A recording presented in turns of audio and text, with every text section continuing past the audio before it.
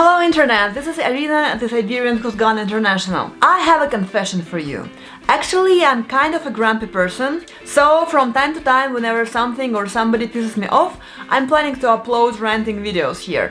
Because where else am I supposed to share that, right? Today's rant is going to be about a couple of obnoxious parents that I had a pleasure of meeting a couple of weeks ago. A couple of weeks ago, I was about to take this flight, which was supposed to last 6 hours, and I was sitting in my aisle seat, secretly hoping that nobody will take the seats next to me, but approximately 5 minutes before the departure, I see this huge family arriving and looking at the seats next to me, so I understood that they're gonna be sitting there.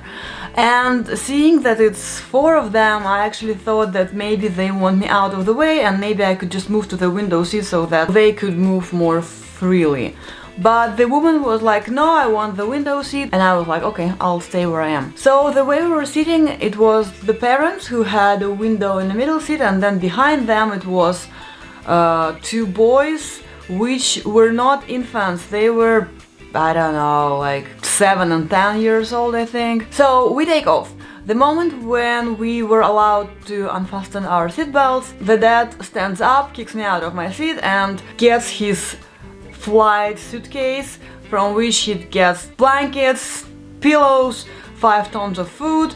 Seriously, the size of that suitcase, which was just for the flight, was the size of the suitcase with which I was traveling for a month about a year ago. But that's fine, like that is their business. So after he's distributed all the blankets and pillows and food, he put his suitcase back on the shelf, and then he comes up with this tempting offer to me that maybe I should go sit somewhere else because of the boys. We will be getting up and down all the time and we don't want to bother you. And I replied something like, yeah, thanks, but no thanks.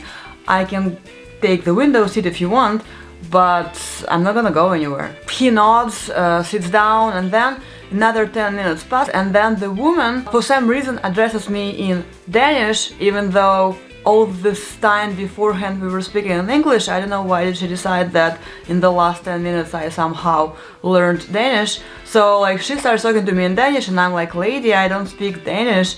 And then she switches to English, and then she makes this offer to me again. She's like, why don't you go sit somewhere else, because you know, we will be moving a lot, we have the boys behind us, and it's for your own comfort. If you want, I can even ask the flight attendant to do that for you if you're too shy or something. And I'm like, woman, I'm not gonna go anywhere. And actually I have a reasoning why I don't do that, because personally I hate it when I happen to get this extra seat or extra space next to me on a plane or on a bus or on a train, and then, you know, once you have this feeling that you have it and you're like, yay, maybe the universe is being kind to me today, maybe I have a good karma that I get these perks from the world today. And then, you know, you already got used to the thought that this space is yours, and then some random dude shows up and takes it, and you know that he's not supposed to be there. And you have this feeling that you had something, you already got used to that, but then somebody comes and takes it away from you and you feel really disappointed.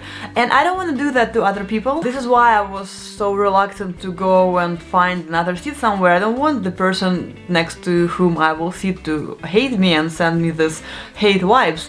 So I told the woman that, lady, I'm not going anywhere. If you want, I can take the window seat, but I'm not gonna go and bother other people. But for some reason she was super reluctant to give up her window seat. She explained that she wants to sit next to the boys, but I mean, you're still really close to the boys even if you're sitting in the aisle seat, right? And I'm just wondering, where does this sense of entitlement come from? That it makes more sense for you to ask a random person to go sit somewhere else instead of taking an action yourself.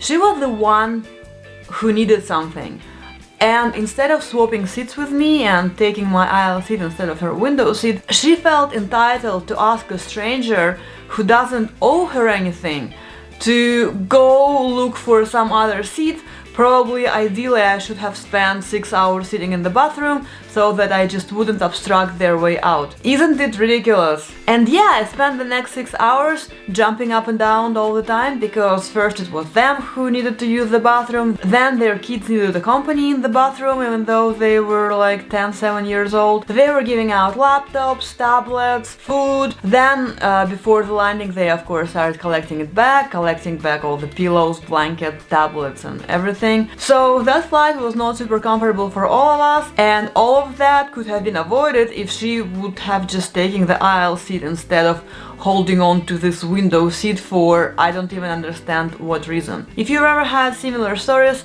tell about them in the comments. The moral of the story: don't be like that woman, be a better person, the person who clicks the like button when they like the video they're watching. This is it for today, I'll see you in my next one, bye!